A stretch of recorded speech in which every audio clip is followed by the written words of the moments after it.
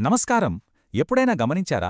కొంతమంది అనుకున్నది సాధించేస్తుంటే మరికొందరు మాత్రం ఎందుకు వెనకపడిపోతుంటారు? దీనికి సమాధానం కేవలం కష్టపడటంలో మాత్రమే లేదు. ఈరోజు మనం విజయం వెనుక దాగి ఉన్న అసలైన శక్తివంతమైన ప్రేరణకు సంబంధించిన 3 కీలక సూత్రాలను తెలుసుకోబోతున్నాం. సరే, ముందుగా ఈ ప్రశ్నతో మొదలుపెడదాం. అసలు కోరుకున్నది ఎందుకు దొరకడం లేదు? చాలామంది ఎదుర్కొనే సమస్య ఇది కదా. మనం ఎంతో ప్రయత్నించినా కోరుకున్న ఫలితాలెందుకు రావడం లేదు? దీనికి కారణం వింటే బహుశా ఆశ్చర్యపోతారేమో. మనం సాధారణంగా అనుకునే కారణాలు కాకపోవచ్చు. అసలు కారణం చాలా భిన్నంగా ఉంటుంది. అవును, వినడానికి కొంచెం వింతగా ఉన్నా ఇదే నిజం. సమస్య మన సామర్థ్యంలో కాదు, మనం పెట్టుకునే లక్ష్యాల్లోనే ఉంది. చాలాసార్లు మన లక్ష్యాలు మరీ చిన్నవిగా, ఏమాత్రం స్పష్టత లేకుండా ఉంటాయి. అందుకే అవి మనలో అసలైన ప్రేరణను, ఆ కసిని రగిలించలేవన్నమాట. సరే, మరి దీనికి పరిష్కారమేంటి? అంతా మన లక్ష్యాన్ని మార్చుకోవడంలోనే మొదలవుతుంది. దీన్నే మనం పవర్ గోల్ అని పిలుస్తాం. పవర్ గోల్ అంటే ఏదో రాసుకున్న టార్గెట్ కాదు, అదొక సజీవమైన శక్తి.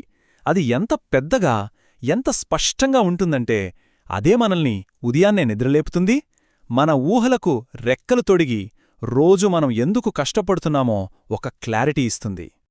ఉదాహరణకు, ఈ రెండింటి మధ్య తేడా చూడండి.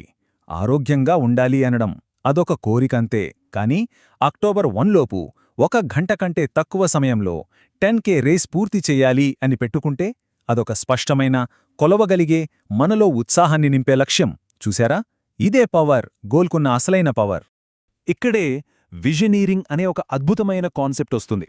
అంటే మన లక్ష్యం నెరవేరిన తరువాత మన లైఫ్ ఎలా ఉంటుందో మనమే హీరోగా ఒక సినిమాని మనసులో ప్లే చేసుకోవాలి, దాన్ని మళ్ళీ మళ్ళీ చూడాలి. వాల్ట్ డిస్నీ చెప్పిన ఈ మాటలు ఒక పెద్ద, స్పష్టమైన కలకున్న శక్తిని ఎంత అద్భుతంగా వివరిస్తాయో కదా. మన ఊహకు నిజంగా అపారమైన శక్తి ఉంది. సో సింపుల్గా చెప్పాలంటే పవర్ గోల్ అంటే ఏంటి? గడువుతో కూడిన ఒక కల. అంతే. ఆ డెడ్లైన్ మనల్ని ముందుకు నడిపిస్తుంది. ఓకే, మన పర్సనల్ గోల్ సెట్ చేసుకున్నాం. మరి ఇప్పుడు బయట ప్రపంచం సంగతేంటి?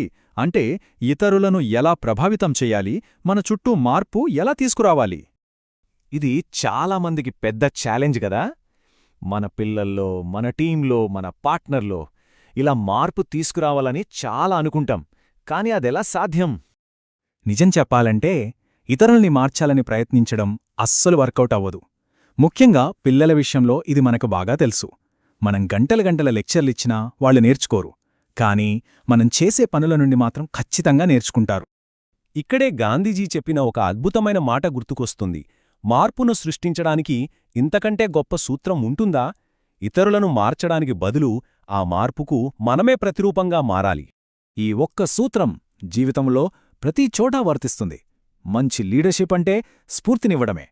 మంచి పేరెంటింగ్ అంటే స్ఫూర్తినివ్వడమే. చివరికి మంచి సేల్స్ మేనేజ్మెంట్ అయినా, బలమైన బంధాలైనా అన్నిటికీ మూలం స్ఫూర్తే, ఉపన్యాసాలు కాదు. సరే, పవర్ గోల్ ఉంది, స్ఫూర్తితో ఎలా నడిపించాలో తెలిసింది. ఇప్పుడు చివరి, ఇంక చెప్పాలంటే అత్యంత ముఖ్యమైన స్టెప్. వీటన్నింటినీ కలిపి ఒక యాక్షన్ ప్లాన్ ఎలా తయారు చేయాలి?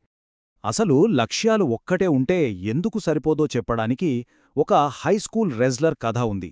హెన్రీ బ్రౌన్ అనే వ్యక్తి తన కొడుకు కథ ద్వారా మనకొక ముఖ్యమైన పాఠం చెబుతాడు. ఆ రెజ్లరు తన స్ట్రాటజీని ఎలా మార్చాడో చూడండి. మొదట్లో అవతలివాళ్లు ఏం చేస్తే దానికి రియాక్ట్ అయ్యేవాడు. కాని కొత్త పద్ధతిలో అనే ఒక అటాక్ ప్లాన్తో మ్యాచ్ మొదలుపెట్టాడు. అంటే సింపుల్గా చెప్పాలంటే రియాక్టివ్గా ఉండటం మానేసి ప్రోయాక్టివ్గా మారాడు. మరి ఫలితం? అద్భుతం! అతను గెలవడం మొదలుపెట్టాడు. తన సొంత ప్రణాళికతో ఆటను తన కంట్రోల్లోకి తీసుకున్నాడు. ఒకరి తర్వాత ఒకరిని ఓడించడం స్టార్ట్ చేశాడు. ఈ కథ నుంచి మనం నేర్చుకోవాల్సిన పాఠాన్ని ఈ కొటేషన్ పర్ఫెక్ట్గా చెప్తుంది. ఎంత గొప్ప లక్ష్యమున్నా దానికి ఒక స్పష్టమైన యాక్షన్ ప్లాన్ లేకపోతే అదొక పగటి కలలాగే మిగిలిపోతుంది. ఆశ్చర్యమేంటంటే ఆ రెజ్లర్ తండ్రి హెన్రీ బ్రౌన్ తన వ్యాపారంలో కూడా సరిగ్గా ఇదే ప్రిన్సిపల్ ఫాలో అవుతాడు. మార్కెట్ బాలేదు, రెసెషన్ వచ్చింది అని అందరూ భయపడుతుంటే ఆయన మాత్రం తన గేమ్ ప్లాన్తో ముందుకు వెళ్ళిపోతాడు. సో మనం ఇప్పటిదాకా చర్చించుకున్న 3 కీలక దశలను ఒక్కసారి గుర్తు చేసుకుందాం.